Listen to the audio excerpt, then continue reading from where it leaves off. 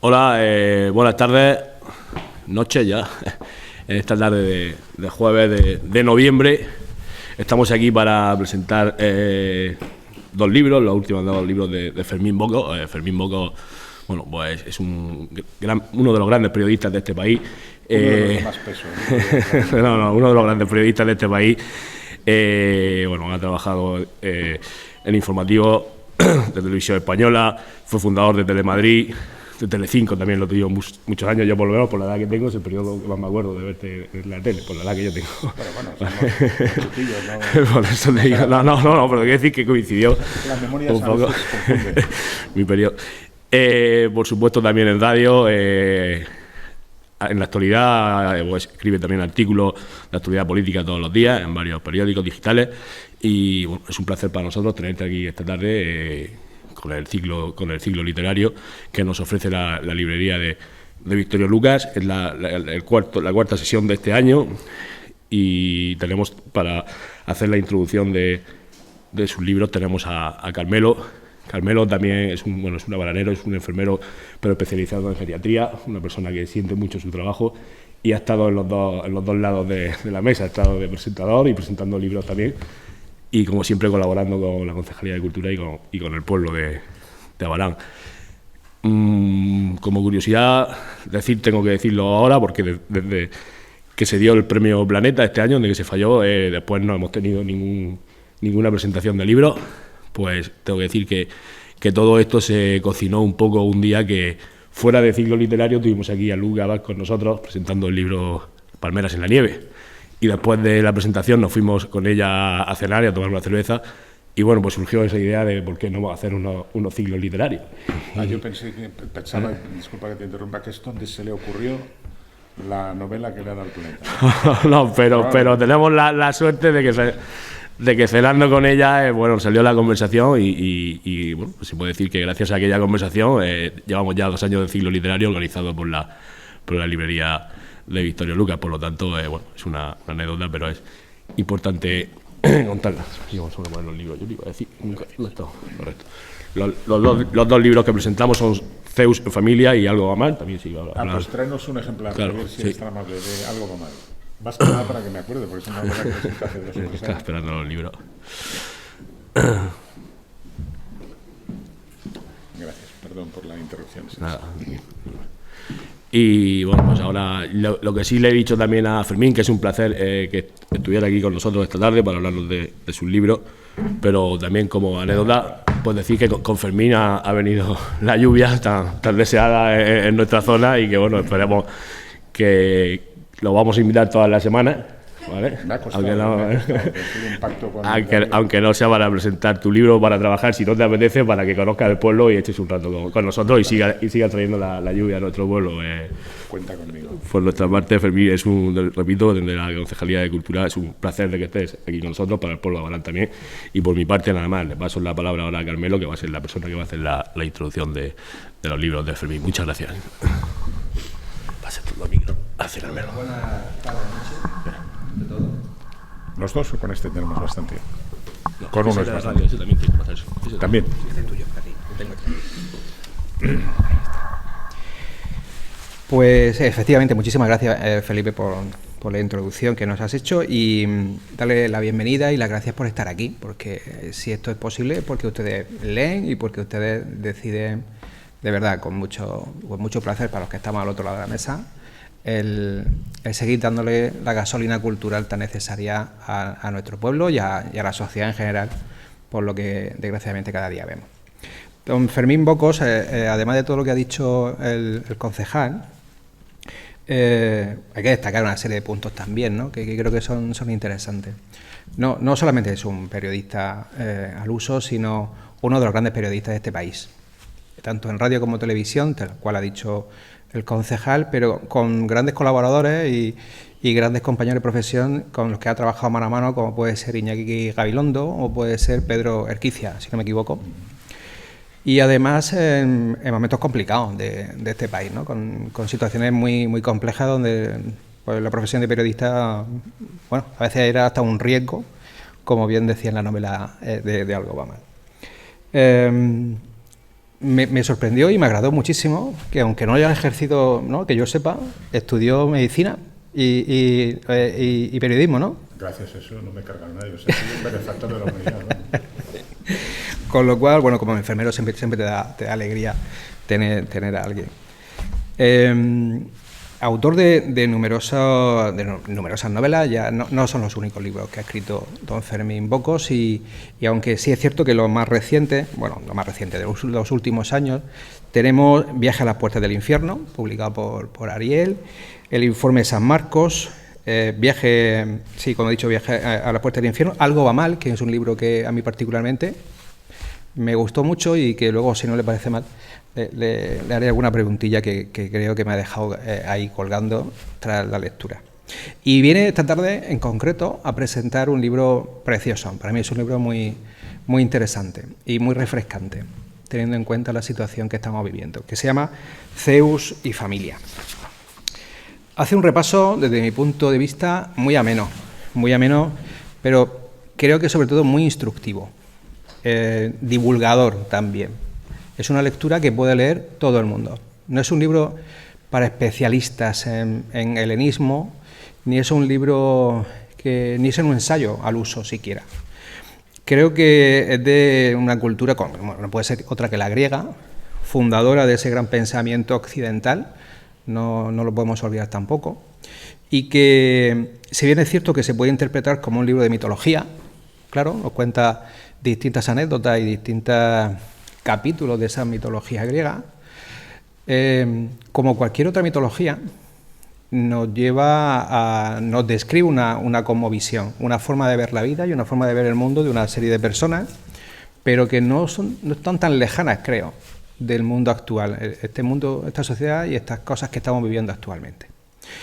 Claro, yo siempre lo he dicho, ¿no? Es decir, hablar de mitología, en cierto modo, es hablar de pensamiento, es hablar de pensar.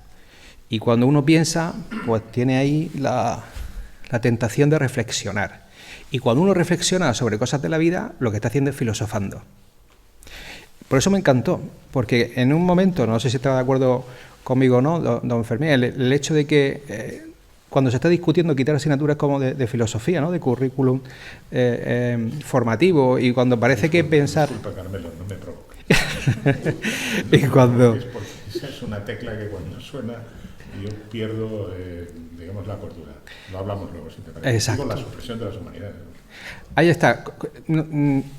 Es un libro, por eso decía, de refrescante, seguro que ahora me entiende. Es un libro que nos dice que no solamente son anécdotas, sino que es el manual al uso que tenían los antiguos de poder llevar al día a día el conocimiento, el pensamiento, ¿no? Esos que en cierta forma han sido la cuna de nuestra cultura occidental también. En estos momentos, digo, en los que parece que pensar, filosofar, no están de moda y nos interesa o nos gusta demasiado, no me cabe más que preguntarle, Fermín, ¿cuál ha sido la motivación o motivaciones que le han llevado a escribir un libro, bueno, porque no me atrevo a decir ensayo, sino un libro dirigido a un tipo de lector como el que hemos dicho, a cualquiera que quiera coger ese libro y leerlo? Te contesto en un minuto si me cedes la palabra. Todo el rato. ¿Por mí? ¿Ya? Bueno, pues antes que nada, sí, ¿cuál era este, no? Citando a Groucho Marx, que yo creo que es el único Marx cuyo pensamiento y forma de entender la vida sigue teniendo vigencia, antes de hablar, si me permiten, voy a decir unas palabras. Y son unas palabras de agradecimiento para quienes me acompañan en la mesa, para don Felipe, para Carmelo, para Javier, que es el iniciador de esta presencia mía aquí. En los alrededores, ya lo comenté esta mañana en una entrevista que hacían en la radio, de Cieza, que sabiendo que yo soy cántabro, y en Cantabria hay una cieza mucho más pequeña que está en la reserva forestal de Saja, junto al río Besaya, cerca, para entendernos, pues, se sitúan ustedes cerca de Potes, y yo soy del Alto de Campoo, que está todavía más arriba. O sea que nosotros de frío y de lluvia sabemos un montón. No nos asusta nada. Dicho eso, una vez que antes de hablar he dicho unas palabras, quiero también trasladar esa gratitud a quienes están aquí esta noche con nosotros, sobre todo en un día como este en el que inopinadamente la lluvia se ha hecho presente. Me habría gustado realmente tener esa capacidad de convocatoria con los de arriba para poder pedir sin necesidad de acudir a las rogatorias, pero créanme que también me ha sorprendido a mí.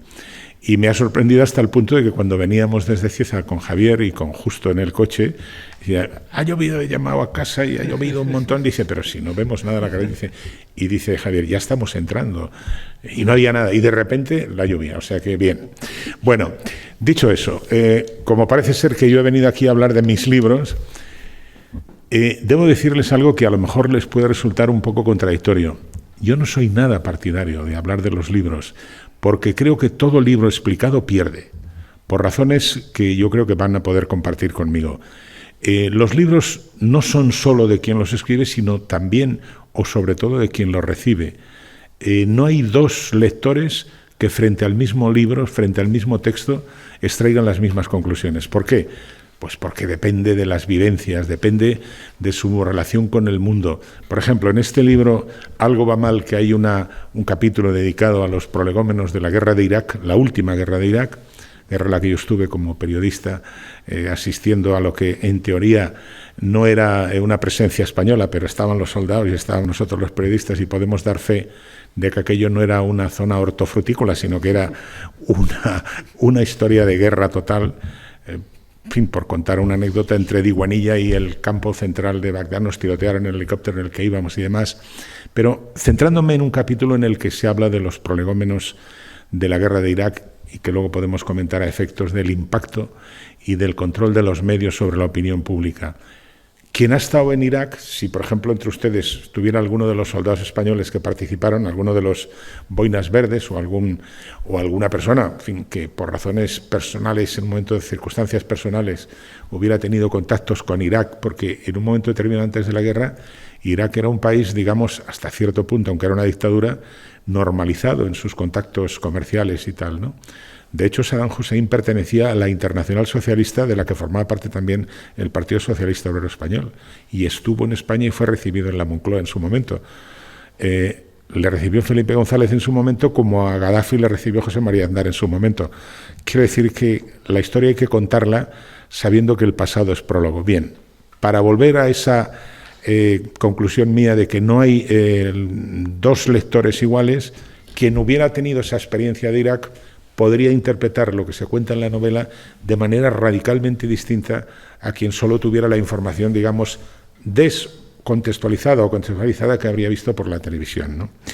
Pero como digo que hemos venido a hablar a invitación de Javier, de los mitos, vamos a empezar por el más cercano a nosotros, teniendo en cuenta cuál es la actividad principal en esta zona en la que nos encontramos, que es una actividad agrícola.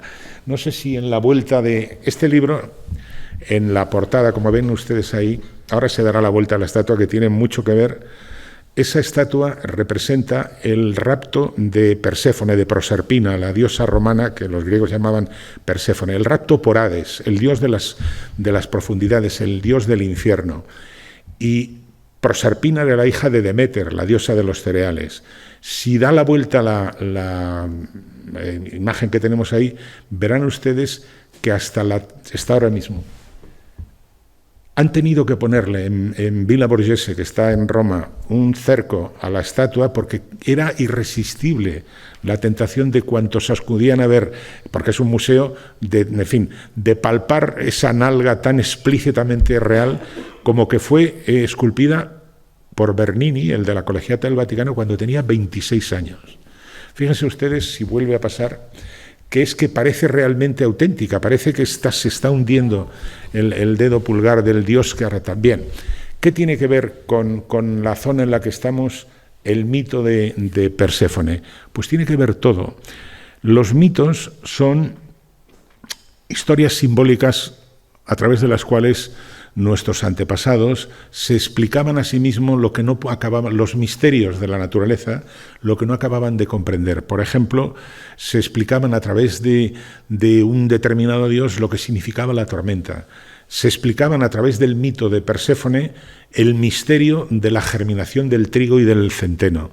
El mito de Perséfone, por anticipar un poco parte de lo que es un capítulo del libro, pasaba por el secuestro por parte de su tío, el dios Hades, porque eso sí, en el Olimpo, y luego volveré a ello, había mucha promiscuidad y el incesto estaba a la orden del día, y los estupros y los raptos también, porque Proserpina era una joven núbil, probablemente estaba más cerca del rapto que del secuestro, del estupro que del rapto.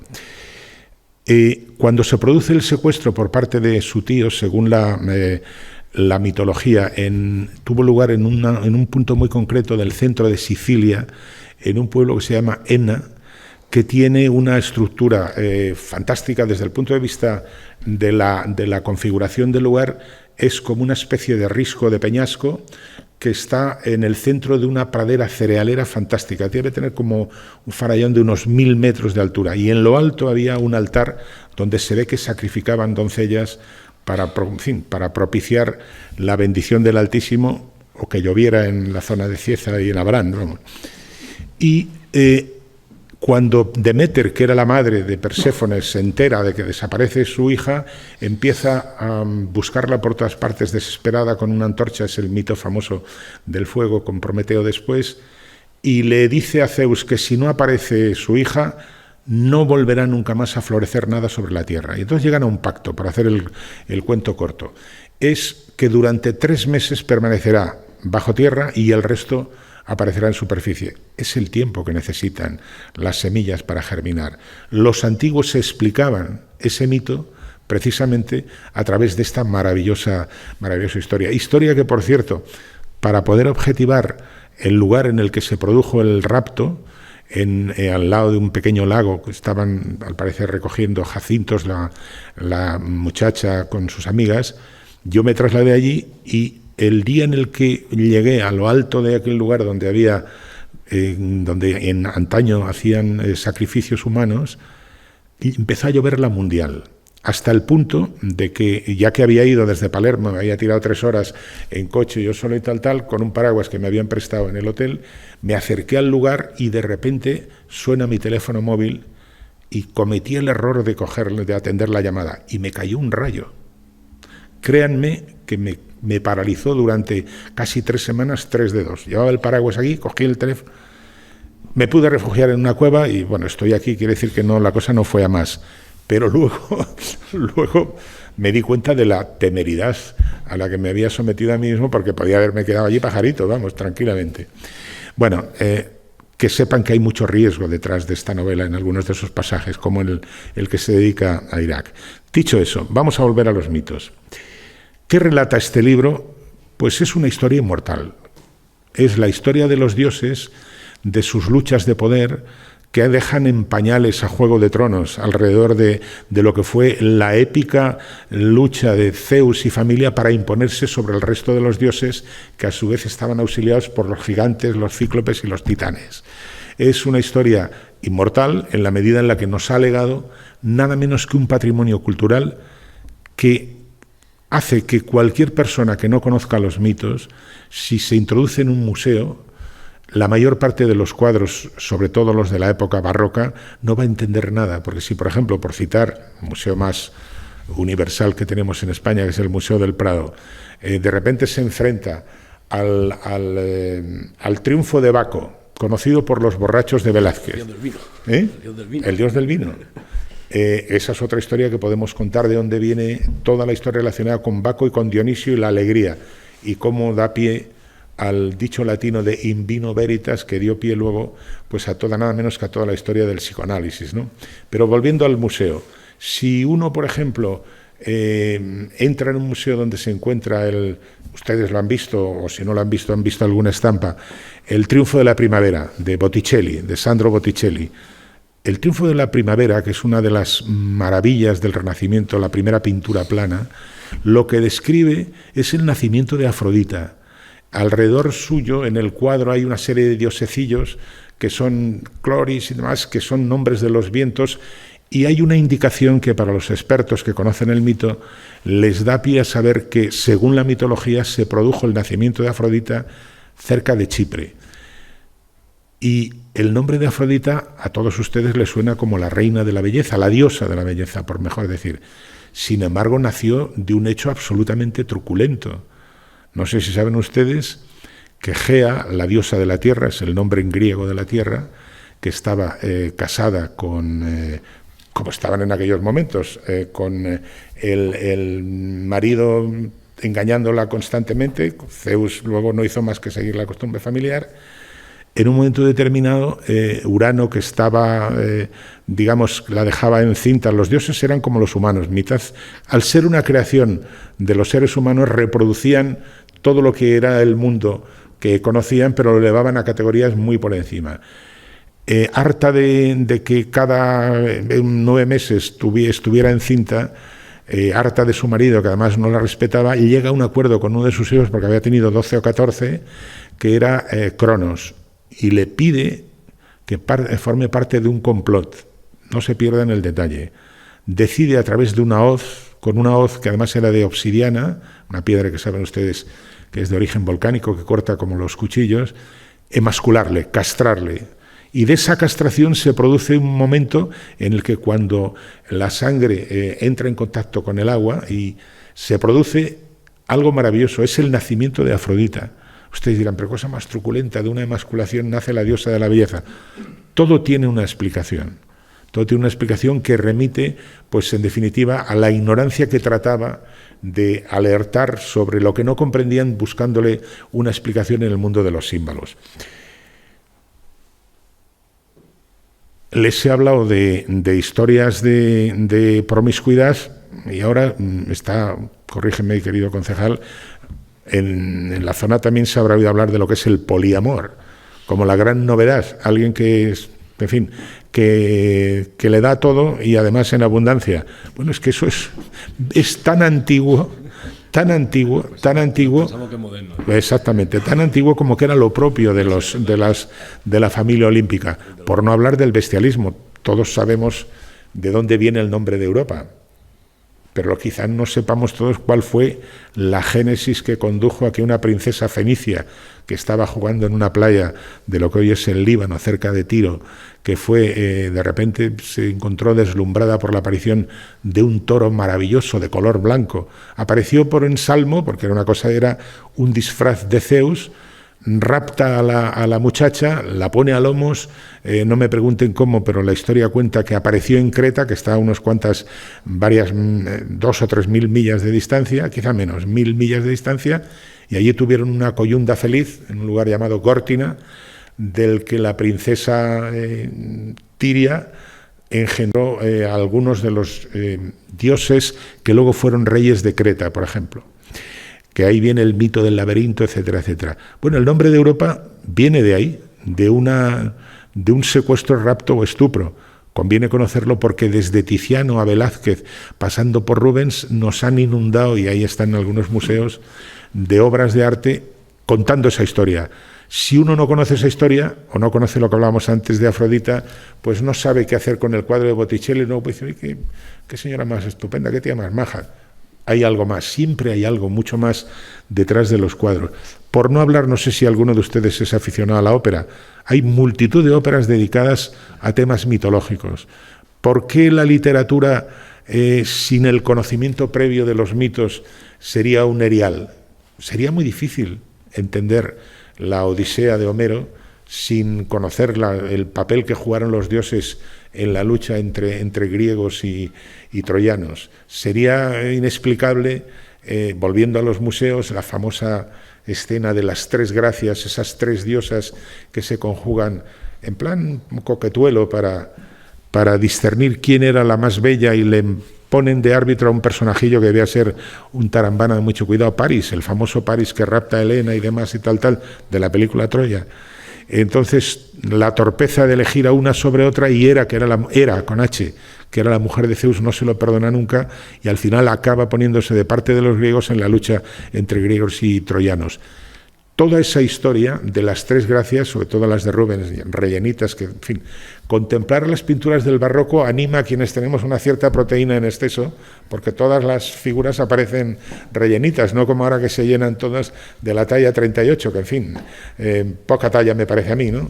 O sea, que anima, o sea, las pinturas del barroco le devuelven a uno cierta alegría de vivir, ¿no? En fin, esto pertenece a otro libro. Y luego están mitos, que no me resisto antes de hablar de la novela, y luego me gustaría, entre paréntesis, que participaran ustedes con las preguntas, porque creo que es más importante. Eso me da la experiencia de casi 10 años de profesor en la Universidad Carlos III. Al final, cuando se anima la cosa, cuando hay debate, es cuando hay un poco de controversia, si se trata de temas religiosos, o de polémica, si es una cuestión, digamos, de cultura. Hay mitos maravillosos. Por ejemplo, Prometeo, el titán al que castigó Zeus por ser, digamos, por decirlo de una manera poética, el que al robar el fuego del carro del sol le facilitó a los humanos, que eran una criatura inventada sobre la marcha, el conocimiento. Es decir, los seres humanos nacen, según la mitología griega, de una manera muy poética, muy curiosa. El Noé de la Biblia, con el diluvio universal y demás, tiene un correlato anterior en el mundo griego, que es el de Pirra, que es una diosa que se produce, y de Deucalión, que se produce una situación similar. Los dioses castigan a los seres humanos, mandan una inundación, como la de la Dana esta que estuvo a punto de llevarnos esta tarde, y le encargan una nave que sobrevive, lo mismo, tal, y se posa. Si alguno de ustedes ha estado en Atenas, usted ha estado en Atenas, pues cuando se viene del aeropuerto antiguo por la avenida Singrú y se lleva a donde está el gran templo de Zeus, aquel que está a la entrada cerca del Parlamento, allí es donde, según la tradición, se posó el arca que llevó, la nave que llevaba Deucalión y Pirra. Entonces, los dioses crearon de barro al primer hombre, y a la primera mujer, curiosamente, la crearon de una manera un poco peculiar, que era lanzando, dice, tiene que lanzar por encima del hombro a sus hijos. Y entonces no supieron interpretarlo al principio, hasta que uno cayó en la idea, Deucalión, cayó en la idea de que, puesto que Gea era la diosa de la tierra, lo que quería decir es tirar hacia atrás las piedras, y de ahí el mito de la costilla, en el caso griego, son las piedras lanzadas hacia atrás. Pero el mito de Prometeo es algo más.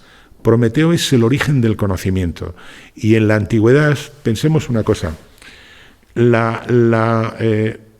el pensamiento griego se caracteriza porque durante muchos siglos, 6, 7 siglos, su transmisión fue oral. A diferencia de los fenicios, que descubrieron la escritura, que luego trasladaron al mundo griego, y eso da pie a un mito famoso, las bodas de Cadmo y Armonía. Cadmo era un príncipe tirio, un príncipe libanés, por decirlo con la nomenclatura del día. Los griegos trasladaban su conocimiento a través de la oralidad. En cada ciudad había una o dos personas que se sabían de memoria la Ilíada y la Odisea. En cada barco había una persona, normalmente era el propio timonel, el que podía de memoria recitar la Odisea. Y la Odisea, como comentábamos antes con nuestro querido concejal, es un plan secreto que permite, sin GPS, navegar de un extremo a otro del Mediterráneo.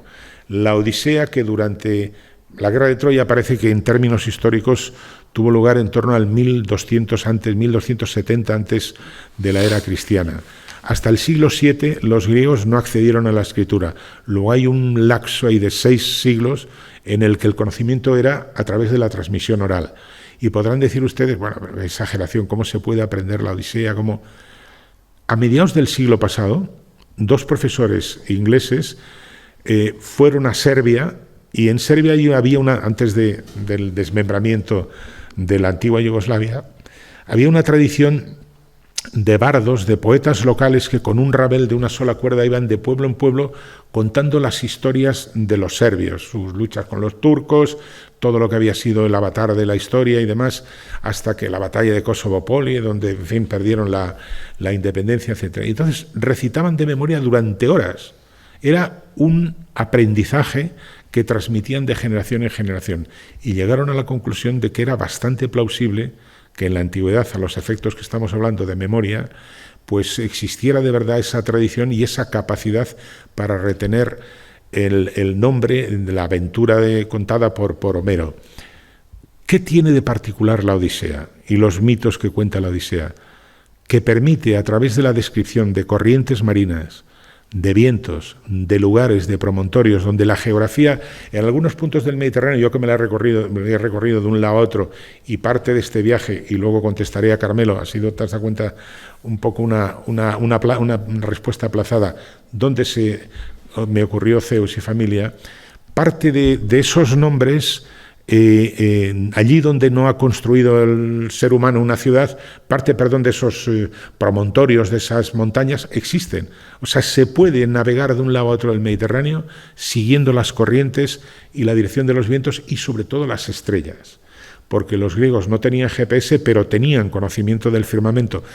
Tanto conocimiento tenían que todas las constelaciones, y no es el caso de que yo me ponga ahora estupendo recitándolas, todas tienen nombres de mitos griegos, todas, desde Casiopea hasta la Vía Láctea, pasando por la que ahora mismo, por no hablar de los planetas, por no hablar de los exoplanetas, por no hablar de todo lo que nos rodea y por no hablar de la medicina que está, como saben ustedes, plagada de nombres y circunstancias griegas. Bueno, como querían cumplir mi palabra de no alargarme mucho y empezar a pecar con el 11º mandamiento, que es ser muy pesado, me voy a quedar solo en un poco.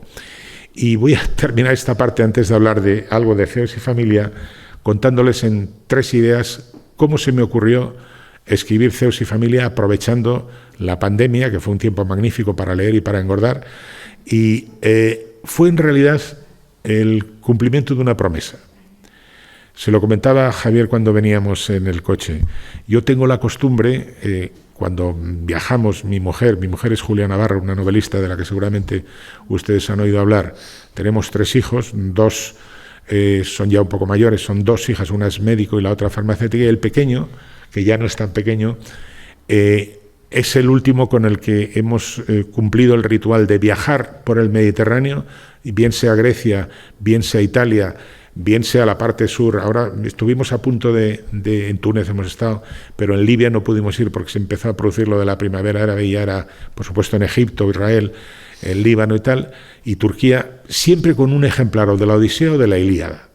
De tal suerte que cuando llegamos a un paraje donde tuviera un episodio narrado por Ulises, por Homero, fuese de Ulises o fuese ya de la zona de Troya, de lo que fue la guerra y la Príamo y demás, leerlo, parar, leerlo y, en fin, tratar de establecer una conexión con el pasado sobre la idea de que el pasado es prólogo. Y mis hijos lo han aceptado siempre. Y en ocasión del viaje a Ítaca con Alejandro, con mi hijo pequeño, con Alex, habíamos alquilado un coche. En Cefalonia es la isla grande que está al lado de Ítaca, como saben ustedes. Homero describe Ítaca diciendo que es una isla pequeña, fértil en caballos, buena en caballos y mala para la cosecha, porque en realidad es como una especie de roca emergida del mar con un costurón, apenas si tiene territorio de labranza, ¿no? Pero Ulises quería su tierra. Y la prueba que quería es que todo el libro es una añoranza del regreso a la patria, ¿no? Entonces, hay un pasaje de la Odisea que describe la llegada de Ulises cuando le transportan los marineros de Feacio. Feacio, pensando en Ítaca, sería Corfú, la isla que está pegada a Ítaca. Los marineros del rey Antino, allí donde estuvo aquella, si han leído ustedes la Odisea, se acordarán de una de las mujeres más maravillosas, junto con Penélope, que atraviesan toda la Odisea. Y si hablamos de la Ilíada, pues podríamos juntar también a Helena, en menor medida, que es Nausicaa. Nausicaa, la princesa que se enamora de Ulises porque cree que es... Buenas noches. Hola, buenas noches. Llega usted a tiempo, el momento procesal es oportuno. Verá usted por qué, y no le engaño. ¿Cómo se llama usted? A mi compañero concejal de personal. Ya. ¿Cómo se llama usted? Igualmente no me llamo, pero me llamo Díaz. Bien, pues con el respaldo de la autoridad voy a contar el origen de Zeus y familia. Tome asiento, por favor. Bienvenido. No, damos por hecho que la autoridad estaba trabajando hasta altas horas de la tarde, o sea que para que luego digan, bueno, eso explica hasta cuándo la autopista y el AVE. Bueno, en fin.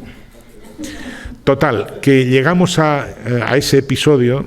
En ese episodio cuenta Homero, narra que para evitar que los pretendientes pudieran aprovecharse del aturdimiento de un Ulises que llegaba después de 20 años fuera de la patria, le piden, le depositan en una playa que hay, muy cerquita de lo que es la capital, que es Bathi, y le piden a los dioses, en este caso a la diosa que había protegido toda la vida a Ulises, que haga algo. Y ese hacer algo es que aparece una nube que lo envuelve todo. Entonces lo envuelve todo, le depositan junto con los tesoros que había podido, los trípodes famosos, y entonces cuando Ulises despierta reconoce parte del paraje, cree que ha vuelto a la patria y se encamina a una cueva que está muy cerca, un antro, en griego una cueva, es la cueva de las ninfas, y allí guarda los famosos trípodes, que era pues probablemente de un metal, una aleación que para ellos tenía un valor especial. Y entonces, en el mismo momento, por eso decía yo lo del momento procesal, en el que yo le estaba leyendo a Alex ese episodio, habíamos desembarcado en la zona contraria de la isla, habíamos alquilado un coche en Cefalonia, y al llegar ahí había caído una niebla, pero bueno, una niebla como la lluvia esta de la Dana que nos ha precedido aquí, y de repente despejó la niebla. Y mi hijo se quedó, digo, mira, este es el puerto de Forcis, ahí donde según dice Homero, tal. Y dice, papi, pero digo, claro, la diosa, la niebla en nosotros y la nube en Homero. Entonces empezó a preguntarme, ¿y quién era Ulises? ¿Y quién era Alcino? ¿Y quién era Nausicaa? ¿Y quién era? Y dije, mira, yo todo no lo sé, todo no me lo conozco, pero te prometo que lo voy a contar algún día en un libro. Bueno, pues ha sido una promesa aplazada en el tiempo, y es Zeus y familia unos años después, porque a mi hijo le da tiempo para hacerse abogado, tal como se lo cuento. Pero en fin, esa es la promesa de la que nace este libro. Y voy a terminar para, en fin, si les parece, conectar con la pregunta que me hacía Carmelo al principio. Vamos a ver. El pensamiento griego, que nos ha legado, entre otras cosas, ni más ni menos que la formulación de las preguntas, el origen de la filosofía lo que realmente aporta no son tanto las respuestas como las preguntas. El qué hacemos aquí y si la actividad humana justifica la existencia ha sido el origen de todas las escuelas filosóficas. Cada una ha respondido a su manera, unas diciendo que que la actividad humana no da sentido a la existencia, otros buscándola por el lado de la religión, pero en definitiva la aportación fundamental ha sido, la del pensamiento griego, han sido las preguntas. Y la filosofía nació al tiempo que la democracia. La filosofía, sobre todo cuando empieza a cuajar, viene de lo que era Asia Menor y se instala en Atenas, es coetánea pues de Clístenes, el pariente lejano de Pericles, el que, porque desconfía no de los políticos de esta zona, sino de todos los políticos, desconfía de la virtud de los seres humanos, establece contrapesos. La filosofía enseña a pensar, y para entender la filosofía tal y como la empezaron a desarrollar los griegos es imprescindible el conocimiento de los mitos. Para llegar a los mitos y no perder la filosofía hay que preservar en los planes de estudio las humanidades, querido Carmelo. Si desaparecen las humanidades como ya están desapareciendo de nuestros programas de estudio, si a diferencia, por ejemplo, de lo que sigue siendo costumbre en los mejores centros escolares ingleses, en Eton, en Oxford, en Cambridge, sobre todo en Eton, se mantiene el estudio del griego y del latín, pero no por una cuestión casual, sino porque enseña a pensar. Un payaso como Boris Johnson podía recitar partes y párrafos enteros de la Ilíada en griego. No le han servido de mucho, pero en fin, pero ahí estaba. Y si han visto ustedes una serie que ahora está en una de las plataformas que se llama El Británico, The British, no sé si está por ahí, verán ustedes que el día que gana las elecciones se pone estupendo y empieza a citar a Augusto y habla de la Roma que él se considera como una especie de contenedor. Las humanidades ayudan a pensar. Yo estudié medicina antes de dedicarme al periodismo. Yo no habría podido proseguir, nunca me dediqué, nunca ejercí, no terminé la carrera, me quedé en tercer curso. Se cruzó el periodismo, la transición, la política y bueno, pues encontré trabajo en la radio y desde entonces hasta aquí. Pero el tiempo que estuve estudiando y lo que ustedes conocen, cuando oyen hablar tan raro a los médicos, es que la mayor parte de las enfermedades, su etiología, sus orígenes, sus nombres, todo remite al mundo griego. Pero es que si nos ponemos a hablar de la ciencia, 3/4 de lo mismo. Y si aprovechando que estos días que veníamos a hablar de Zeus, se nos ha cruzado Marte, el dios de la guerra, con la invasión de Rusia por parte de los rusos de Ucrania, ¿qué les vamos a decir? ¿Cuántas veces hemos oído en la televisión, es que tienen Putin un misil que se llama Poseidón, que es hipersónico, supersónico, no sé cuántos sónicos, y la sexta flota en el Mediterráneo está contraatacando técnicamente con unas maniobras que ha llamado Neptuno 22? Dice, bueno, los dioses. Y en Cabo Cañaveral acaban de lanzar o han aplazado la nueva versión del proyecto Apolo con un cohete auxiliar, se llama Artemisa. ¿Quién es Artemisa? Pues una diosa, tal. Todo remite a ese mundo que si lo perdemos, perdemos mucho, porque perdemos nada menos que lo esencial en democracia, que es plantearnos la duda, las preguntas. Si dejamos de preguntar y acabamos dejando de ser ciudadanos, cediéndole a los que sí que estudian para poder controlar las cosas, vamos mal. Y termino, Carmelo. Tú corrígeme que ya me estoy enrollando mucho. Yo si les dije al principio que no soy partidario, fíjense, si fuera partidario, llevo ya 1 hora hablando de explicar los libros, malamente se puede explicar una novela, y todavía menos si es una novela negra, porque claro, lo seguro no tiene misterio. Pero sí me gustaría, si alguno de ustedes ha leído algo mal, sabrá a qué me voy a referir, y si no, les invito a que se hagan con un ejemplar, o de Zeus y familia, porque si no, Javier, ¿a qué ha venido aquí? Digo yo, ¿no? Digo, por citar las cosas por su nombre, conviene decir la verdad antes que nada, y luego los dioses proveerán. En este libro hay un pasaje en el que un exsecretario, se produce un asesinato en un club del que a lo mejor han oído ustedes hablar alguna vez, que es el Club Bilderberg, que es un club que tiene fama de ser, para los que tienen una visión conspiranoica del mundo, el gobierno en la sombra del mundo, y para los que hemos tratado de saber un poco de qué va la historia, es un club no secreto, pero sí muy discreto, en el que es un foro de opinión, en el que participan pues personajes de la política, de las finanzas, del mundo de la prensa, en definitiva, gente importante que en cada momento, pues como el foro de Davos, pero aquel dedicado a la economía y este fundamentalmente a la política. Entonces yo me imaginé una escena en vísperas de la guerra de Irak en la que un ex secretario de Estado norteamericano forma parte del personal que acude a ese foro y viene y se dirige a los reunidos y les dice: vengo a pediros vuestro apoyo, que sepáis que vamos a invadir Irak. No os pido que nos apoyéis en la invasión porque la decisión ya está tomada por quien podía tomarla. Lo que os pido es que nos apoyéis en los medios de comunicación, sobre todo en Europa, donde el predominio de la, digamos, de la izquierda es más notable en los medios de comunicación que la afinidad a la derecha. Hay más proclividad, estamos hablando de la guerra de Irak hace unos años, de la última guerra de Irak. Y entonces lo que les dice es eso. Y uno de los personajes del libro dice, y además les añade, y el New York Times, el mítico New York Times, va a apoyar la invasión de Irak. ¿Por qué? Porque Saddam Hussein tiene armas de destrucción masiva. ¿Les suena a ustedes lo de las armas de destrucción masiva? Entonces, uno de los personajes de la novela se pregunta en un diálogo interior, dice, al escuchar que el New York Times iba a publicar la noticia, eso le tranquiliza, porque su periódico, que era un periódico, digamos, de centro-izquierda, si el New York Times, que es un poco, ahora es menos, es más el Washington Post, era un poco el norte de la prensa progresista en Estados Unidos, eso le tranquilizaba. Entonces yo lo que quiero emplazarles a ustedes, por si les apetece hacer alguna pregunta, es a partir de esta pregunta que yo voy a formular ahora. ¿Ustedes creen que los medios de comunicación administran y suministran los miedos que tenemos en nuestra sociedad? La respuesta casi está dada.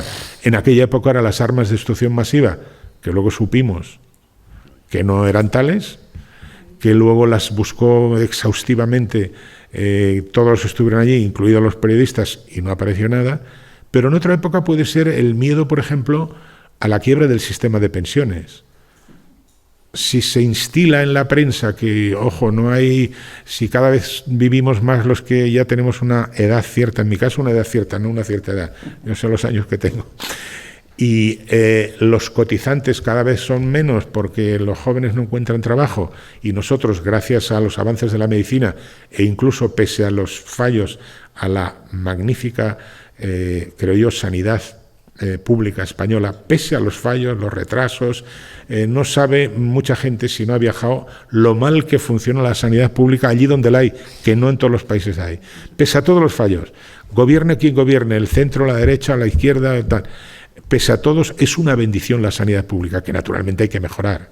Claro que hay que mejorar las esperas. La pandemia ha puesto en situación de estrés, de reventar el sistema, porque no da para más, entre otras cosas, porque el personal sanitario, una parte de ellos acabaron contaminados y una parte ha perecido, otra parte se ha jubilado, otra fin. ¿Para qué vamos a contar? Porque yo tengo una hija que es médico y está trabajando en el Reino Unido desde hace 10 años, pues le pagan mucho más y está mejor considerada que aquí. Pero a pesar de todo, funciona mejor la sanidad pública en España que en el Reino Unido. Y ella me lo dice, y la otra es farmacéutica y está también en el Reino Unido. Volviendo a eso, ¿ustedes creen que son los medios los que administran esos miedos? Yo creo que sí.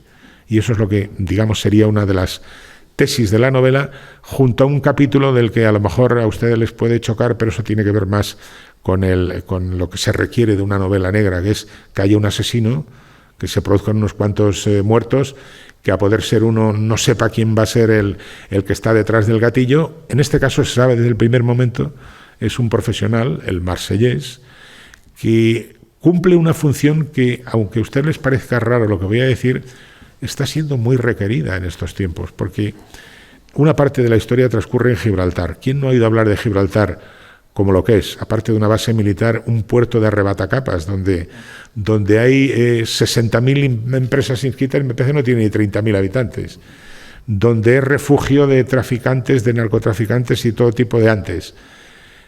En el contexto de un mundo en el que hay gente que se pasa de la raya, empresarios que han pedido un préstamo y no lo devuelven, periodistas que son demasiado curiosos, gente que se pasa de lista, los asesinos a sueldo tienen un porvenir, vamos, tienen trabajo asegurado. Hay un asesino, pero lo que no se sabe es quién está detrás del que está detrás. Y no lo voy a revelar, porque entonces no tendría misterio. Luego se habla de la Stasi. Han oído ustedes hablar de la policía política de la Alemania democrática.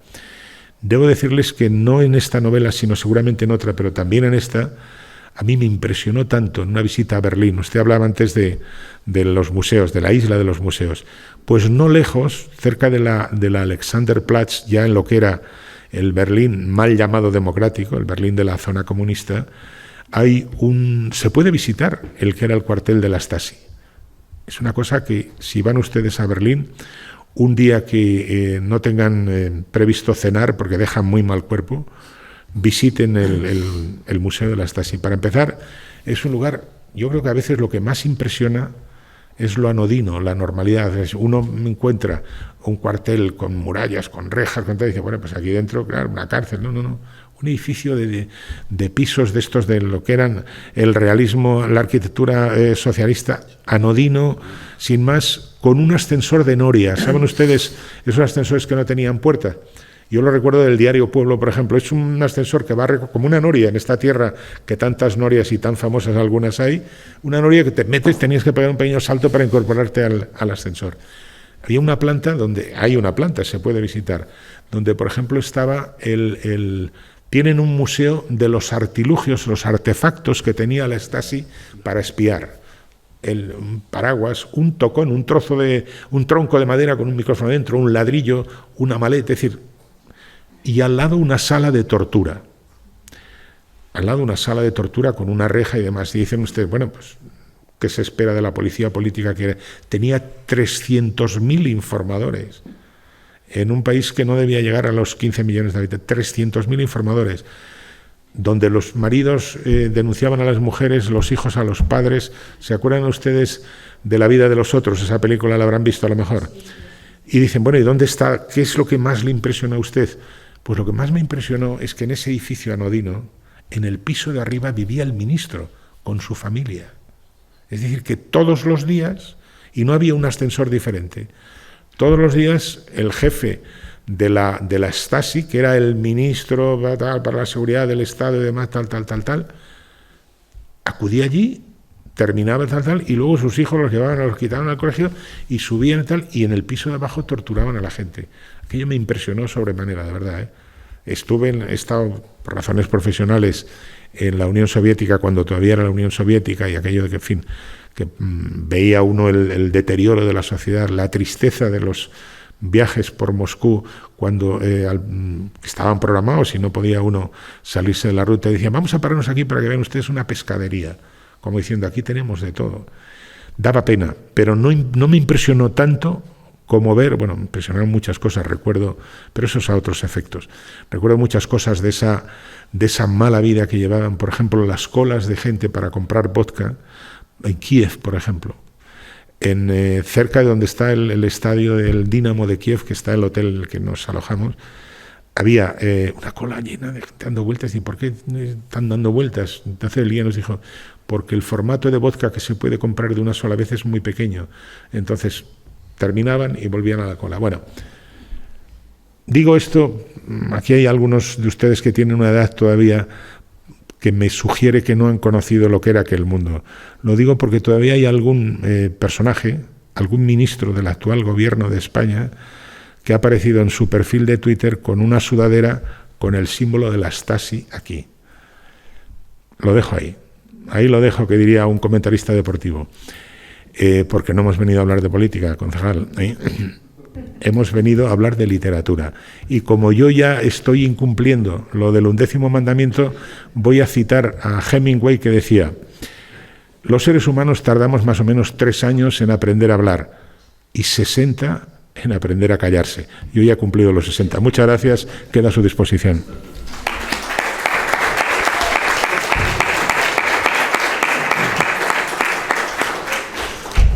Bueno, me he pasado mucho.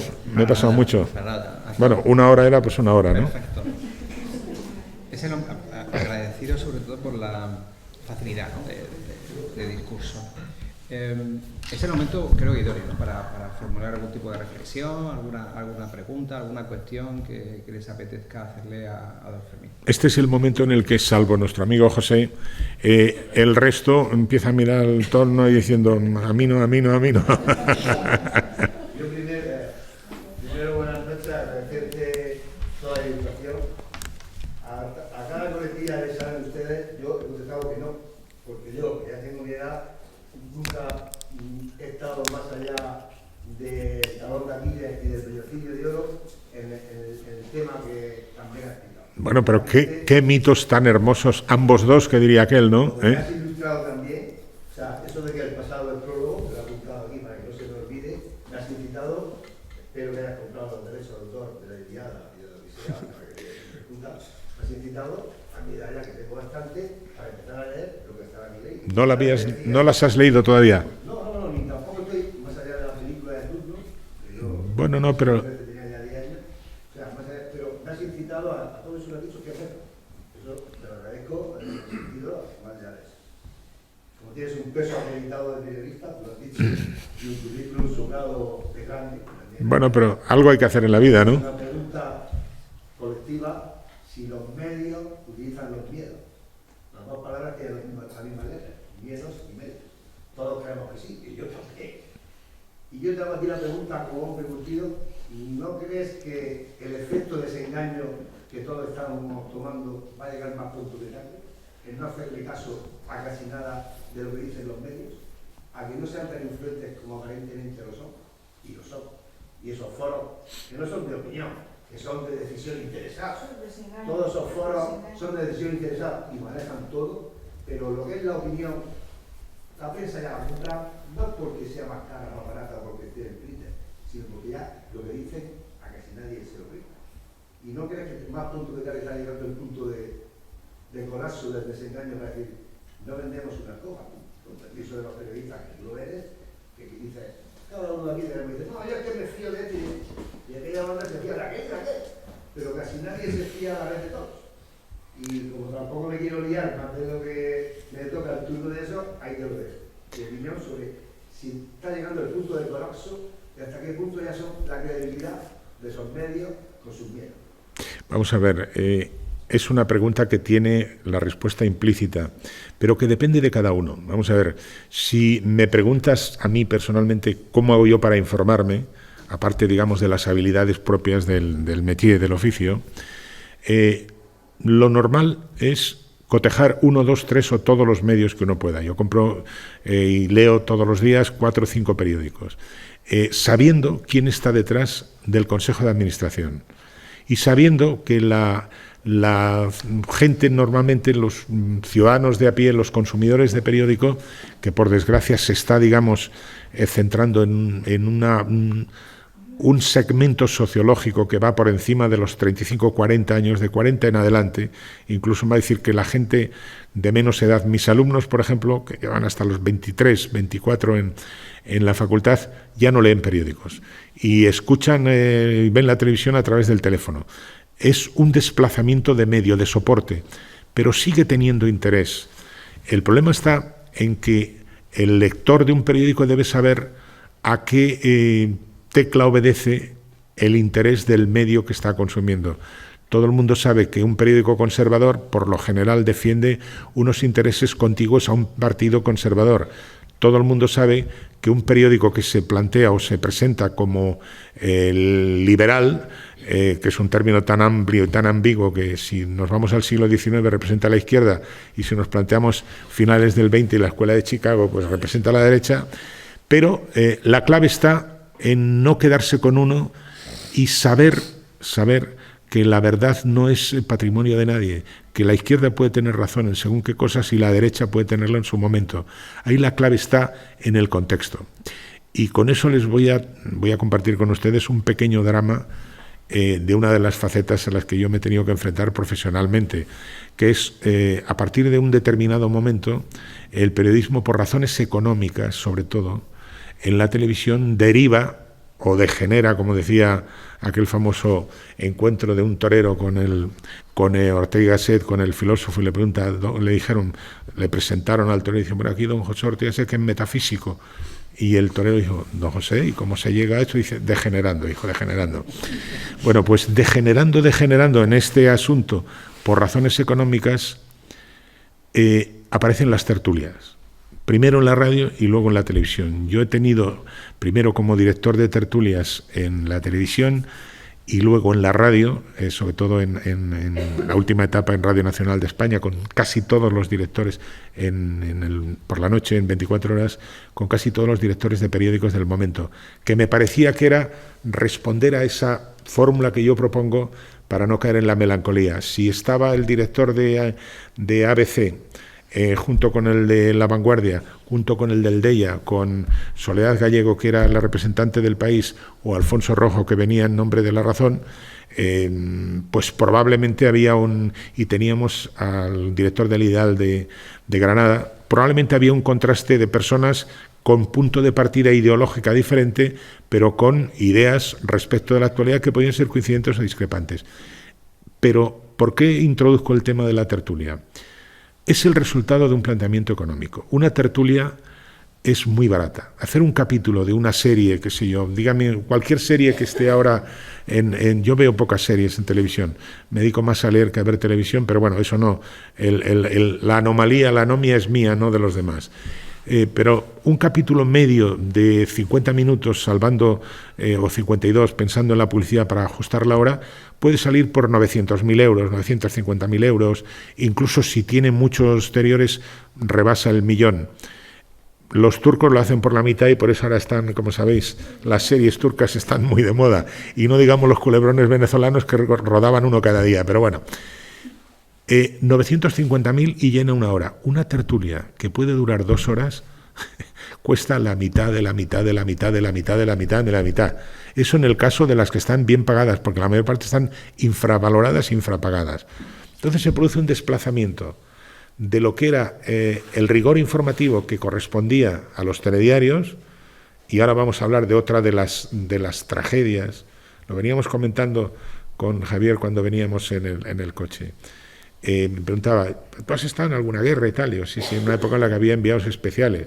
La primera guerra del Golfo, cuando Saddam Hussein ocupó Kuwait, a mí me tocó contarla para El Mundo, para el diario El Mundo, desde desde Jerusalén, donde veían Saddam Hussein tiraba los misiles Scud, y se acordarán ustedes por el paripé que hacía la CNN, que salía el corresponsal con una máscara antigas y tal, y acojonando al personal, y los periodistas españoles estábamos tranquilamente allí sin máscara ni nada, y decían, pero bueno, con el sistema que tienen los israelíes seguro que tumban los cohetes, y de hecho solo uno impactó y mató a una persona. Pero bueno, eso era ya, digamos, habilidades de corresponsal o insensateces.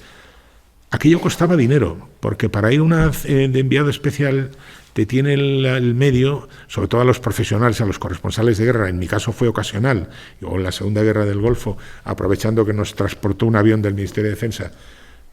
La empresa tiene que contratar un seguro, tiene que comprar un chaleco antibalas, un casco de Kevlar, tiene que asegurarse a través de un teléfono, un Zurabia de estos que son vía satélite, que no falla. Y, sobre todo, lo hemos visto en la guerra de Siria, con Pampliega, al que secuestraron, con un colega nuestro, del que hablo luego un segundo porque se merece ser citado, miedo a los secuestros. Secuestran a los periodistas para exigir un rescate. Lo han hecho en Mogadiscio, lo han hecho en Nigeria, lo han hecho sobre todo en Siria, lo hicieron en Irak. A Antonio Pampliega, que era además freelance, es decir, que se pagaba él la impedimenta, el casco, el seguro, y que le pagaban apenas 60 euros por crónica, donde cogían esa crónica. ¿Por qué? Porque lo que hemos visto de la guerra de Siria y antes la segunda mitad de la de Irak ya no es a la antigua, cuando, como la guerra de los Balcanes, que nuestros compañeros habían estado allí, lo ha contado más de una vez Arturo, por ejemplo, y otros compañeros que estuvieron con él. El periodista estaba y abría cada día crónica, como algún compañero ahora está haciendo en la 1, en la guerra de Ucrania, pero del lado ucraniano, no del lado ruso. Cuesta muchísimo dinero mandar a un periodista, hay siempre voluntarios, pero ahora mismo es tal la presencia del llamado periodismo ciudadano que con un telefonillo cualquiera, ahora viene la Dana esta, gracias a los dioses, no ha causado ningún estropicio, pero si lo hubiera hecho, grabas esto, llamas y lo mandas. Pero a lo mejor resulta que lo que estoy contando no es de aquí, es de otro sitio. A lo mejor resulta que el grupo este que dicen que ha masacrado en esta actuación tal es de otro. A lo mejor resulta que los cascos blancos que supuestamente facilitaban información en Siria muy ecuánime pertenecían a uno de los grupos islamistas contrarios al hijo de Hafez el-Assad. Es decir, pero ¿qué pasa? Que en la mesa de donde recibes las agencias y recibes todas las imágenes, cuando yo presentaba los informativos, por ejemplo, de Telecinco el fin de semana, o cuando he dirigido el telediario, en la época de dirigir el telediario de Televisión Española, que fue en vísperas del golpe, aquí obsérvese que hay un dato para más o menos colegir qué edad puede tener el que está hablando, en esa época todavía pertenecía a la anterior, donde se mandaba envíos especiales, la televisión pública gastaba dinero y demás. Pero ahora es tal la abundancia de imágenes que llegan por distintos puntos, de distintas procedencias de agencia, que el medio se ahorra mucho dinero y pone en marcha un tipo de programas en los que el rigor informativo desaparece, toma de la temperatura de las polémicas que se desatan en las tertulias dedicadas al deporte, sobre todo al fútbol, y ya tenemos resuelta la mezcla. Nos pueden llenar 2 horas de televisión por 4 euros frente a lo que nos cuesta hacer un programa de televisión serio que nos puede costar 1 millón. Resumen, el rigor del informativo va poco a poco diluyéndose y en las tertulias cada uno compra aquello y dice, no, la buena es la mía porque dicen lo mismo que pienso yo. En esa fase nos encontramos, don José. Pero bueno, dígame usted. Es que eso quiere decir que estamos aburriendo al personal. Ah, perdón.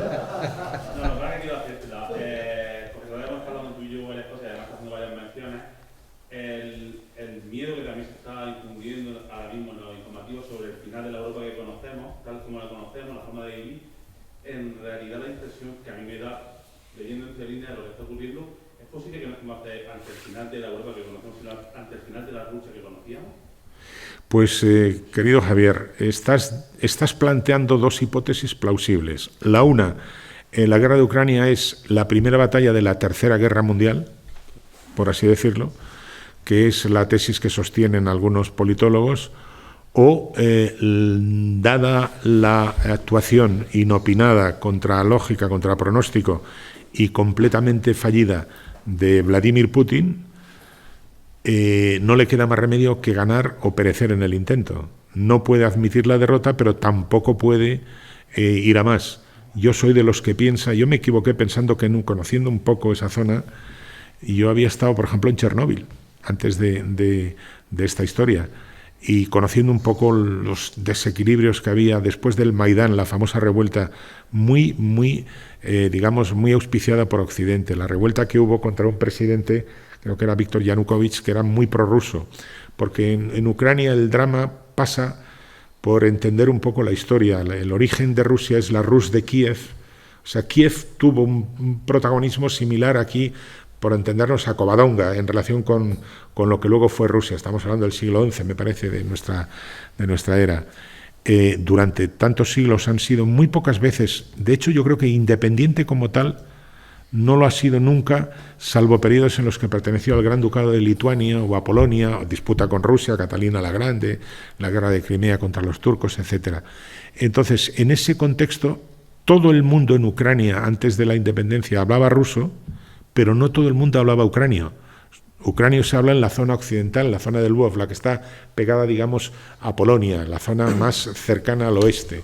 Entonces, determinadas actuaciones favorecedoras de la expansión de la lengua ucraniana y de la presencia ucraniana en la zona de Donetsk y del Donbass, que es rusófila total, creó unas tensiones que son lo que le han dado la coartada a Putin para invadir en un acto criminal que no va a acabar seguramente en un tribunal, no va a acabar en La Haya por una razón fundamental, porque Putin no es Milosevic y Rusia está detrás y es prácticamente imposible, salvo que hubiera un golpe de generales, un golpe en Palacio, que fuera destituido.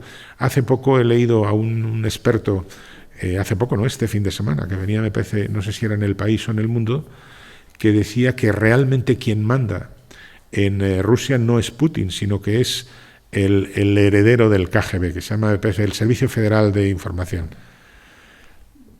Lo que está claro es que no puede perder la guerra, pero tampoco puede acudir al recurso de la bomba, que por cierto ha sido otro de los miedos que se han instilado durante algunas semanas, recordar si va a utilizar o no, por una razón, porque sabe, todo el que tiene la bomba sabe que el que utiliza la bomba destruye, pero también es destruido, con lo cual eso quizá podríamos descartar. Luego se han hablado de artefactos de baja intensidad. Bueno, lo que está haciendo en los últimos días ha sido utilizar una técnica medieval, ir a cortar el suministro de agua, el de electricidad, digamos, a endurecer las condiciones de vida en los territorios que ha ocupado, pero en otros se está retirando, no se sabe. Hoy la noticia es que no se sabe si la retirada de Kherson, que es una de las zonas que habían conquistado, es una trampa o realmente obedece a que el ejército ucraniano, que por cierto tiene la misma moral de batalla que acreditaron cuando la Unión Soviética se enfrentó a los nazis, porque claro,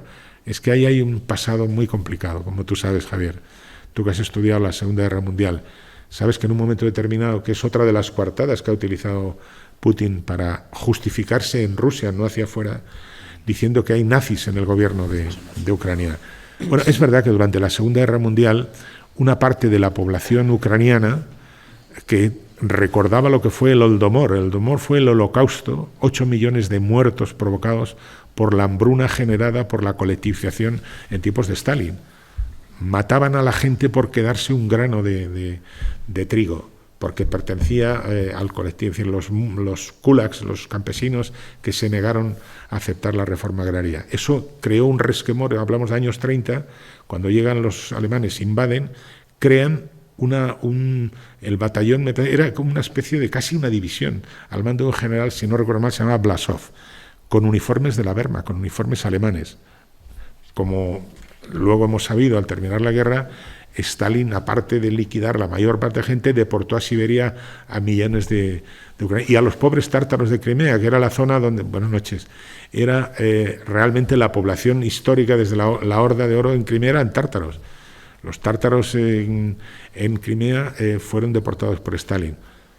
Te he contestado, puede ser la primera batalla de la Tercera Guerra Mundial o puede ser el final de Putin, pero eso, el final de Putin puede ser, pero Rusia va a ser eterna. Ya sabéis que se consideran herederos nada menos que de Bizancio, la tercera Roma.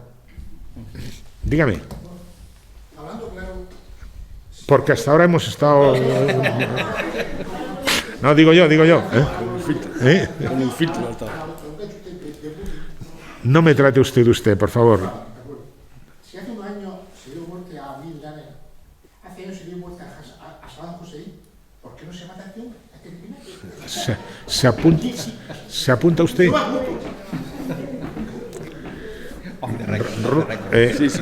¿Cómo se llama usted? Vamos a tomar el nombre. Jesús. Creo, hablo de memoria, que en Rusia debe tener 170 y tantos millones de habitantes. Bien. Tiene un ejército que ha pinchado, pero ahí lo tiene.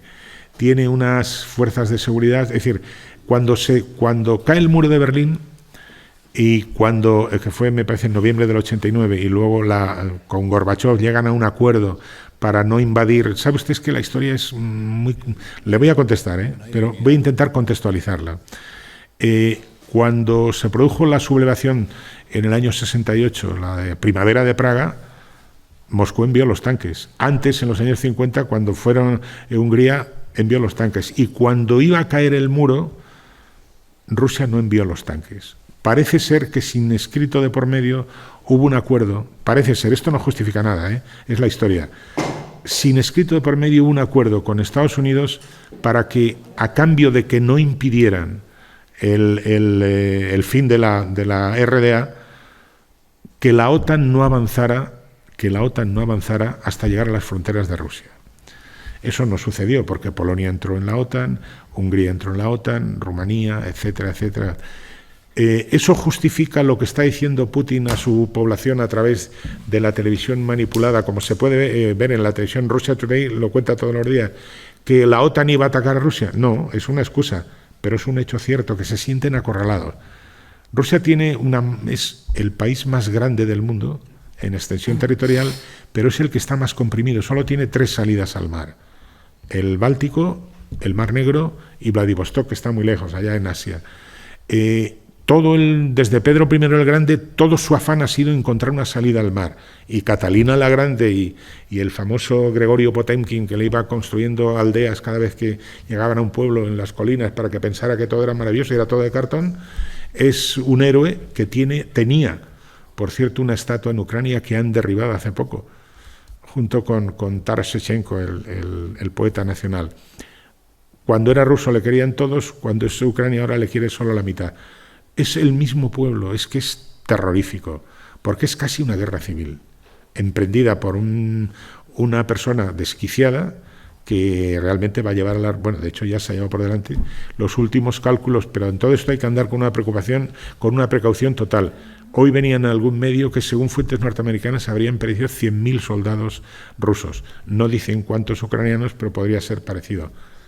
Y eso sí que está a las puertas de Europa. Es más, hoy en Toledo tenemos a una coronel del ejército ucraniano que estaba con la ministra de Defensa, la señora Robles. Estaban asistiendo al inicio de unos cursos de adiestramiento de un grupo de militares ucranianos, precisamente porque les estamos ayudando no solo con armas, sino también con adiestramiento. Vuelvo a su pregunta. ¿Quién le pone el cascabel al gato? Usted lo que quiere es que yo me ponga estupendo citando la doctrina del padre Mariana, que decía que era lícito matar al tirano, ¿verdad? Pero bueno, es que... La habilidad de un sitio con la habilidad de otro no tiene nada que ver. Le va a contestar nuestro concejal. Había solo, aproximadamente 450.000 soldados norteamericanos en Irak. Solo. Fíjese lo que le digo, subrayo, solo. ¿Cuántos soldados de otro país hay en Rusia ahora? Ninguno. O si descartamos el golpe en Palacio, solo le puede derrotar la derrota. ¿Quién va a pagar esto? ¿Quién va a pagar esto? Bueno, pues lo están pagando los ucranianos, ucranianos que... ¿Quién va a parar? Ha dicho. Parar. Mi querido amigo, vamos a ver. No sabemos. Ahora mismo hay, pero es que todos son conjeturas.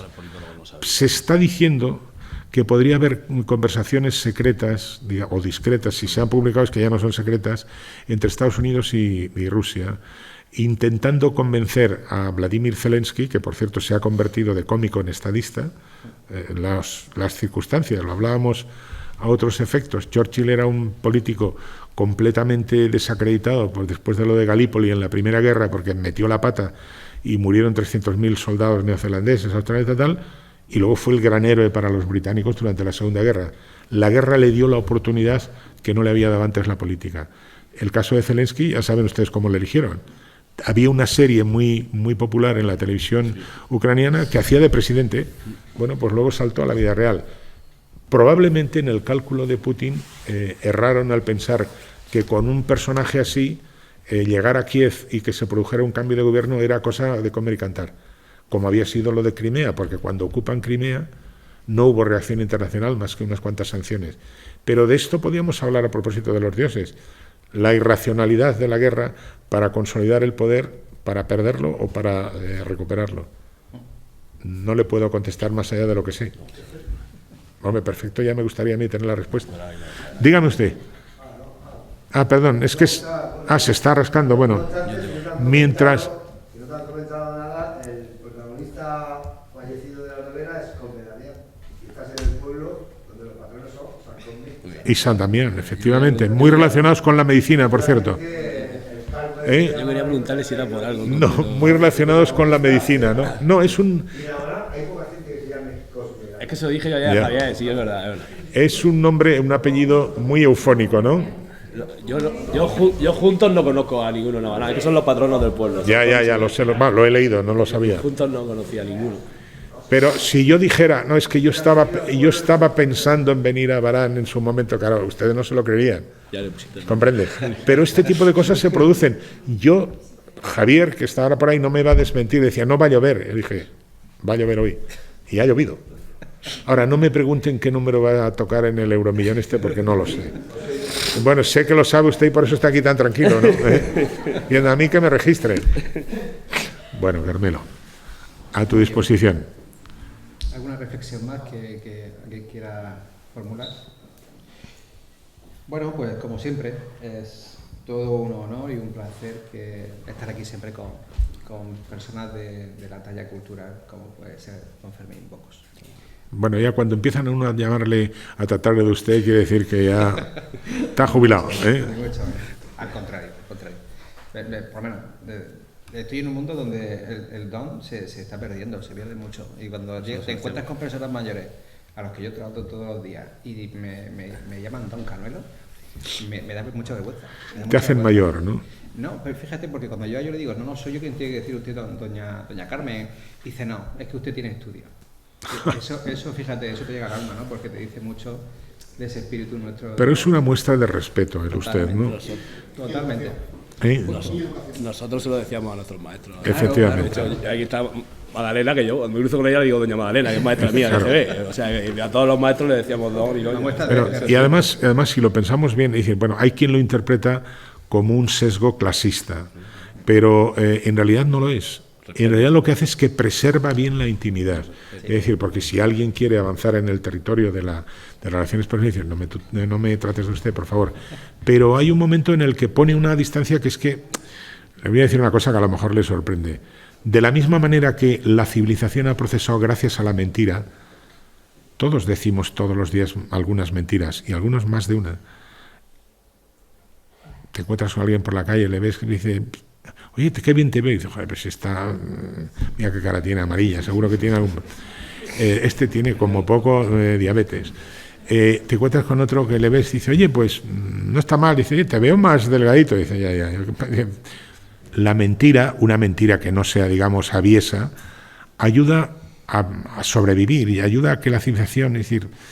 Y la distancia social que establece el usted, si lo pensamos bien, nos ayuda también a estar cada uno en nuestro sitio, porque ni todo el mundo está en condiciones de hablar con todo el mundo en cada momento, ni todo el mundo es igual. Yo nunca, no lo he impuesto, pero quizás sería porque yo durante muchos años de mi vida llevaba más bigote que barba y debía imponer. Mis alumnos no me trataban de tú.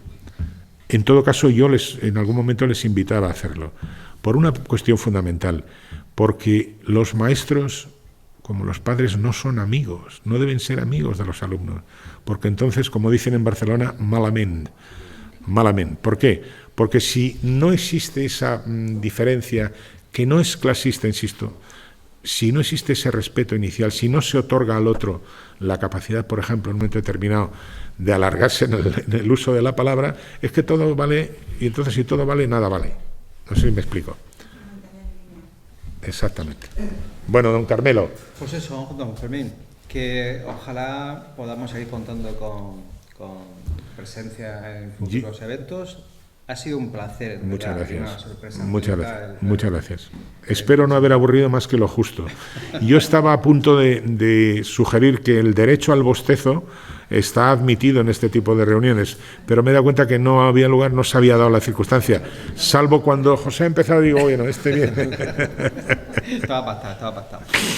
Pues nada más. Pues gracias también a todos ustedes, ¿no? por como he dicho al principio, por estar aquí y por hacer que ante tanta apatía social el hecho de seguir leyendo pues nos abra camino a reflexionar sobre la vida y terminando como he empezado, ¿no? Con esos mitos griegos tan sumamente importantes. Les invito a la lectura de todos los libros. Muchas gracias, Carmelo. Yo quiero, aprovechando que están aquí las dignísimas autoridades locales, felicitarles en la medida en la que supongo que, aunque solo sea por la tutela que ejercen sobre el local y la relación con Javier, que fomenten este tipo de encuentros, ya al margen de si hoy se trata de una novela o de un libro, porque me ha contado Javier y me comentabais las personas que han venido y el ciclo que tenéis previsto. Habla bien de quienes llevan las cuestiones de la cultura y sobre todo habla bien del respeto que debe ser, yo creo, a mi juicio, debido a la cultura. Es decir, estamos en este mundo y alguna trascendencia debe tener más allá del sesgo religioso que cada uno tenga. No puede ser que seamos solo una agrupación de células, de proteínas y demás. No hace decir, la pulsión religiosa es anterior a la religión, si lo piensan ustedes bien hablando de mitos. Es decir, todos tenemos, cada uno en su circunstancia, cada uno le puede poner mejores o superiores palabras de más contenido, una pulsión, es decir, esto tiene que tener algún significado. Estamos aquí por algo y para algo. Y el sentido de la vida hay que encontrarlo a veces, pues que si en la pulsión hacia la belleza. A todos nos puede impresionar pues un lugar bonito. No me da tiempo a contemplar la zona más que de noche, pero probablemente mañana cuando me despierte ya me ha comentado Javier que voy a ver lo que era el antiguo solar musulmán o el Castro en Cieza, donde digamos ese recuerdo de la taifa en su momento y tal. Bueno, pues todo eso me puede permitir evocar la capacidad que tenían las personas que se establecieron antes aquí en su dominio del agua, por ejemplo. El agua como fuente de vida, pero también como capacidad técnica para doblegarla, para hacerla subir, las norias, bajar, etcétera. Bueno, todo eso le invita a uno a ser algo más que un hooligan pendiente del partido de fútbol o pendiente de tomarse unas cañas o, además de la caña y del fútbol, leer Zeus y familia. No sé si me explico. Bueno, pues muchas gracias por todo.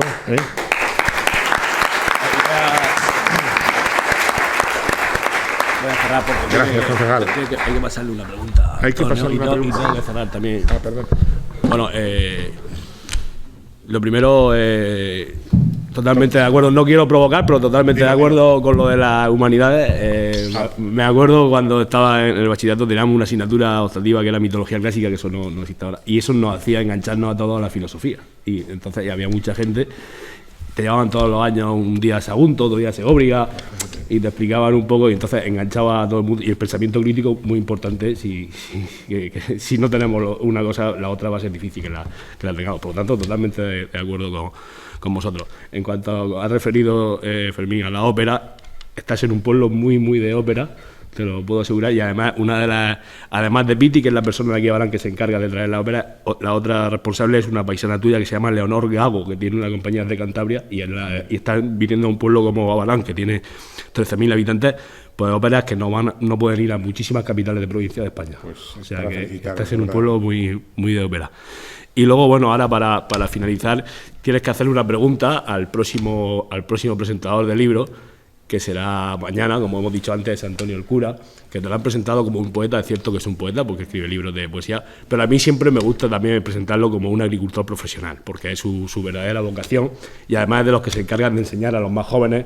Te he entendido bien, de agricultor profesional. Correcto. Es de los que se encargan de enseñar a los más jóvenes del lugar a todos los oficios de la agricultura, desde lo que es coger la fruta, esclarecerla, podar los árboles, escardarlos, y lo hace con sabemos todos, lo hace que le sale dentro y con muchísima ilusión. Entonces les explicarás o les remitirás a las odas de Horacio. Me gusta. Cuando habla de la felicidad que supone a determinada edad tener cerca un fuego y un poco de vino, y además de cosecha propia. Te tengo que hacer una pregunta. ¿Tú crees que se justifica en estos tiempos, en esta zona sobre todo, el fondo del Beatus Ille, el dichoso aquel que se gana la vida trabajando en el campo y viendo progresar los frutos que ha sembrado con sus manos? ¿Tú crees que es una profesión que ofrece algo más que sacrificio? Te lo digo yo, que soy hijo de agricultores. ¿Tú crees que está justificado ese abandono tan desolador por parte de la gente joven del campo, siendo duro? Casi todo en esta vida es duro, pero el campo tiene yo creo compensaciones, que es por eso es el mirar y ver si la lluvia o la escarcha o el frío no ha destruido la cosecha, la satisfacción que da el cotejarla con los callos que tiene en la mano. Yo estoy pensando en mi padre, en las montañas de Cantabria, ¿no? ¿Tú crees que todavía hay algo que les podamos decir a los jóvenes para que se queden y trabajen en el campo? No, es que da la casualidad de que tú hoy estás aquí, pero es la pregunta que se le hace siempre un escritor al otro. Él la contestará mañana presentando su libro. Pondremos tu vídeo de la pregunta y él contestará. Es verdad que la frase que acabas de decir, estar pendiente de si la escarcha, de si ha llovido, de si hay piedra, me ha traído a la memoria, es inevitable, una película de Paco Martínez Soria, que le hace esa misma pregunta al recaudador de impuestos cuando llega y se va a jugar y se juega los impuestos del pueblo, se los juega a Artúnez. ¿No lo has visto esa película? Bueno, a mí me gustó mucho, y es que dice la misma cosa que he dicho, estar pendiente de la escarcha, de ese frío. Vamos, no te voy a contestar del todo, pero yo que vivo la agricultura con una pasión desmedida, siempre recuerdo las palabras que me decía mi padre cuando yo todavía no podía entender aquello. Y bueno, aquí está mi prima que conocía a mi padre, sabe cómo era. Cuando los críos estaban jugando por aquí, por las calles, cuando todavía los coches no nos habían quitado el espacio para ser felices, yo estaba en la huerta con mi padre, y cuando ya se estaba haciendo oscuro, como decimos aquí, decía, guau, chacho, ¿cuándo nos vamos? Y me decía, si ahora es cuando mejor se está aquí. Ahora es cuando mejor se está aquí. Dice, pues mira, estamos en agosto, no hace calor. Yo creo que nuestro amigo no necesita preguntas, tienes todas las respuestas. Es más, yo diría que si te dejamos, acabamos escuchando en vivo y en directo una poesía que puedes ahora mismo ponerla en marcha. Porque yo creo que tú encuentras la felicidad en las palabras. Pues entonces, ¿cuál es el secreto? Esa es la pregunta. ¿El secreto? Sí, el secreto de la felicidad que transmite la poesía. Esa es la pregunta. Sí, claro. Mañana. Bueno, ahora, como siempre, se procederá a la firma por parte del escritor del cartel que estamos preparando para sortear el último día, y también, por supuesto, a la compra del libro y a la firma del libro por parte de Fermín. Bueno. Muchísimas gracias por haber estado aquí y un placer, Fermín. Lo dicho, gracias a vosotros. Carlos.